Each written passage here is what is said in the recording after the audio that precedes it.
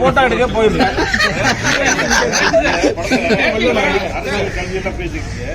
எந்த பேசிஸ்ல இதை பண்ணிருக்கீங்க அப்படின்னு பார்த்துருக்காங்க. நீங்க சொல்லுங்க, எந்த பேசிஸ்ல பண்ணிருக்கீங்க? மத்திய அரசு சொல்றீங்களா, அரசியல் சொல்றீங்களா, இல்ல மாநில அரசு போட்ட அரசியல் சொல்றீங்களா? எந்த அரசியல் சொல்றீங்க? கல்வி மாநிலங்கள் பட்டியலில் வரணுன்றது என்னுடைய விருப்பம் தனிப்பட்ட முறையில். ஆனால் நம்ம நிதி ஒதுக்குவது என்பது மத்திய அரசாங்கம் தான், அதை மாற்றுறது கிடையாது.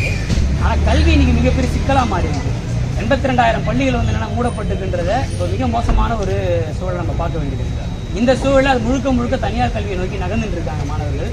அப்போ கிராமப்புறங்களில் இருந்தும் மற்ற இடத்துல படிப்பு வர மாணவர்களுடைய எதிர்காலம் என்னவா மாறும், விடுதிய பகுதியில் வரக்கூடிய மாணவர்கள் எதிர்காலம் என்னவா மாறுன்ற மிகப்பெரிய கேள்வி இருக்குது. அதையெல்லாம் தாண்டி தரமான கல்விக்காக தான் நம்ம தனியார் பள்ளியை நோக்கி போகிறோம். அங்கே தரம் இருக்கான்றது மிக முக்கியமான கேள்வி. அதை கேள்விக்குட்படுத்துறது தான் என்னோட நோக்கமாக இருந்துச்சு. அதை கேள்விக்குட்படுத்த கலையோடு இணைத்து பண்ணணுன்றது தான் இந்த படத்தினுடைய. மாநில அரசு கல்விக்கு பட்ஜெட்ல ஒதுக்கு சார் கணிசமான தொகை இருக்குது. மத்திய அரசு மாத்திரம் பண்ணல, பெருசா பண்ணுது. நீங்க மத்திய அரசு தான் கொடுக்குறீங்களா? இல்லை, மத்திய அரசு மாநில அரசு நான் பிரித்து பார்க்கல. அந்த இடத்துல நம்ம நிதி வருது. அந்த நிதியிலேருந்து இப்போ நம்மளுக்கு இந்த படத்தையே நாங்கள் ஒரு இடத்துல ஒரு விஷயத்தை காமிச்சிருக்கோம். நாங்கள் டீசரில் கூட போட்டிருக்கோம். சரிங்களா? 35% ராணுவத்துக்கு ஒதுக்குற இந்த நாட்டில் தான் 0.25% கூட கம்மியாக நிதி ஒதுக்கப்படுது. அந்த நிதியிலேருந்து என்ன வழங்கப்படும் ஒரு கேள்வி இருக்கு இல்லைங்களா? ஆமாம், 0.2% கல்விக்காக ஒதுக்கப்படுது. அதுவும் குறைவாக ஒதுக்கப்படுது. அப்போ இந்த பட்ஜெட்டை வச்சுக்கிட்டு நாட்டில் எத்தனை கல்வி நிலையம் உருவாக்க முடியும், எத்தனை பேர் கல்வி கொடுக்க முடியும் அப்படின்றது மிகப்பெரிய கேள்வி. தனியார் அதை வளர்ந்து வர நாடுகளே இன்னைக்கு கல்வி இலவசமாக கொடுக்கும்போது நம்ம என்னன்னா ஏன் இலவசமாக கல்வி கொடுக்க முடியல அப்படின்ற கேள்வியோடு தான் இந்த கதை என்பது துவக்கப்பட்டது.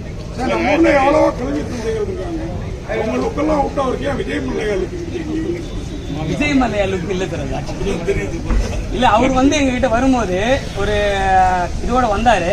ஆனா நான் பார்க்கும் போது எனக்கு ஒரு தோற்றம் உருவாச்சு. அந்த தோற்றத்தை தான் நான் உருவாக்கி இருக்கேன். அவரை ரேப்பர் மணின்றீங்க. அவர் ரேப்பர் சேர்மன் ஆவார்னு பார்த்தா அதுவும் இல்லைன்னு ஒரு இன்டர்வியூக்கு அப்புறம் தெரியுது. திட்டமிட்டு இந்த சீன் வைக்க கூடாதுன்னு பிளான் பண்ணுவீங்களோ? அப்படிலாம் இல்ல, திட்டமிட்டு எதுவும் பண்ணல. ஸ்கிரிப்ட்ல என்ன இருந்ததோ நாங்க அதை முயற்சி பண்ணோம். டைட்டில் இங்கிலீஷ்ல வச்சிருக்கீங்க, தமிழ்ல வச்சா போராட்டம்னு ஒரு பேர் வருது தமிழ்ல. ஆனா ஏன் அது தமிழை சூஸ் பண்ணாம இங்கிலீஷ் போறீங்க? அதுக்காக நான் வருத்தம் தெரிவிச்சுக்கிறேன். முதல்ல அப்படி திட்டமிட்டு எதுவும் உண்மையாலுமே நாங்கள் இந்த குழு செயல்படலை. நான் தனிப்பட்ட முறையில் செயல்படலை. அந்த ரேப் கல்ச்சரை நம்ம இதில் டிசைன் பண்ணும்போது அதோட சேர்த்து இணைக்கப்பட்டது தான் அந்த பேட்டில்ன்ற அந்த வார்த்தை. கண்டிப்பாக வரப்பட்ட படங்களில் முதல்ல தமிழ் பெயர் தான் வைக்கப்பட்டது. அந்த பெயர் எனக்கு கிடைக்கல. நான் முயற்சி பண்ணேன். இந்த வாரம் இன்னொரு ரேப்பரும் வராரு, உலக ரேப்பரு மைக்கேல் ஜாக்சன். அதே டைம்ல நீங்களும் ரிலீஸ் பண்றீங்க. எந்த அளவு எடுப்படும் சார்? இது இங்கே நம்ம நாட்டோட பிரச்சனையோட மையப்படுத்துறது. அவர் உலக அரசியல் பேசியிருக்காரு. ஆனால் அவரும் கூட தன்னுடைய வாழ்நாள் முழுக்க எதுக்காக குரல் கொடுத்தாரு? எளிய மக்களுடைய வாழ்க்கைக்காக தான் குரல் கொடுத்திருக்காரு இல்லையா? நாங்களும் எளிய மக்களுடைய வாழ்க்கைக்காக தான் குரல் கொடுத்திருக்கோம். அந்த எளிய மக்கள் கண்டிப்பா இந்த படத்தை அங்கீகரிப்பாங்கன்ற நம்பிக்கை இப்போ கல்விக்கு இந்த பாலிசி கொண்டு வந்தால் தான் பண்டே தருவேன் அப்படின்னு ரைட் பண்ணிருக்காங்க. அது பண்டும் வரல, அதனால தடைப்பட்டு. அதனால என்ன பாதிப்பு வருது, அதை பற்றி நீங்கள் பேசுறது இல்லை? பேச வேண்டிய விஷயங்கள் கல்வி சம்பந்தமா ஏராளமா கொட்டி கிடக்கு. இந்த திரைப்படத்திலே பேசியிருக்க முடியும். ஆனா அதுக்கான சூழல் காலம் இது இல்லை. இன்னும் நான் கல்வி குறித்து நிறைய படங்கள் எடுக்கணும்னு ஆசைப்படுறேன் தனிப்பட்ட முறையில். கல்வியை மாற்றம் செய்யும் போதுதான் இந்த சமூகம் மாறும், இந்த நாடு மாற்றம். சொல்றீங்க மும்மொழி திட்டத்தை கொண்டு வரணும்னு சொல்றீங்களா? எப்படி சார் இது வரைக்கும் தமிழ் சினிமாவில் கல்வி தந்தையை இப்படி காமிச்சதே இல்லை. படத்துல எந்த கல்வி தந்தையை வச்சு நடிச்சீங்க? எந்த கல்வி தந்தையும் டீச்சர்லாம் இப்படி இந்த அளவுக்கு நாங்கள் கதை சொல்லலை, அடிச்ச மாதிரி இல்லை.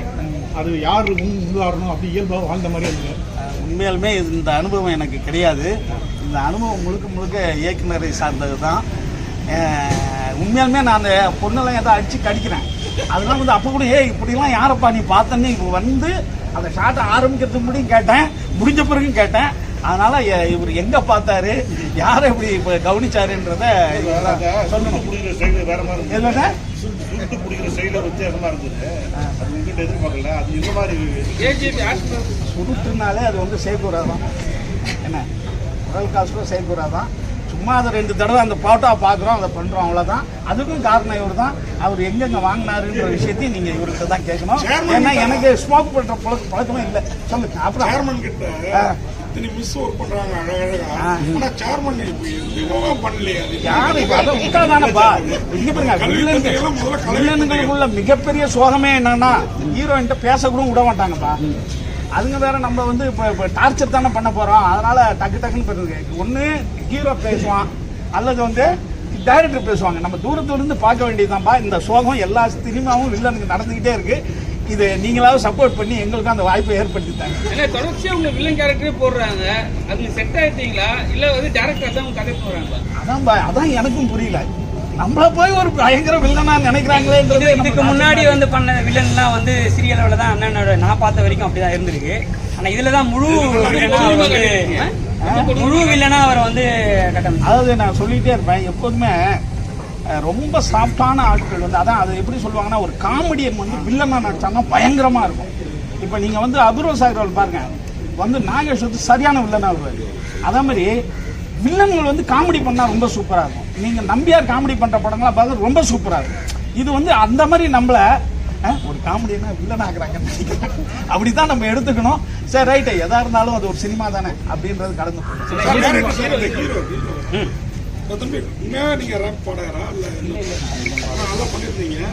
அந்த பாடல் எல்லாமே படத்துக்கு பெரிய புதுசாக ஹீரோயின் வாங்க மேடையில சொன்னீங்க தமிழ் பேச தெரிஞ்ச ஆளுக்கு சான்ஸே கொடுக்கல அப்படின்னு. இன்னும் அந்த இது தொடருதா? இந்த படத்துல எப்படி வாய்ப்பு? இது அதுக்கு முன்னாடி கமிட் ஆன ப்ராஜெக்ட் தான் சார். அதை பற்றி இப்போ பேச விரும்பல. லைக் இப்போ தெலுங்குல ஒரு ப்ராஜெக்ட் பண்ணிட்டு இருக்கேன், அது நல்லபடியாக வந்திருக்கு. இப்போ தமிழில் நான் எந்த படங்களும் கமிட் ஆகலை. தெலுங்கு நோக்கி போயிருக்கேன். ஓகே, நல்லா இருக்கும். நம்ம தமிழ்நாட்டில் அந்த நிலை இன்னும் தொடருதா? அதை பற்றி தெரியல சார். இந்த பேட்டிலுக்கு அப்புறம் உங்களுக்கு படம் கிடைக்கும். நன்றி சார். டேரக்டர் சார், அது மாதிரி படத்தில் லண்டன்ங்கிறீங்க, ஒரு ட்ரிப் எங்களையும் அழைச்சிட்டு போவீங்க. இந்த சம்மருக்கு பார்த்தா போகவே இல்லையே. நீங்க எல்லாம் சேர்த்து படத்தை தலைமையிலே கூட்டு மியாமி பீச்சுக்கே அழைச்சிட்டு போயிருவாரு அமெரிக்காவுக்கு. ஓகே, நன்றி. நன்றி.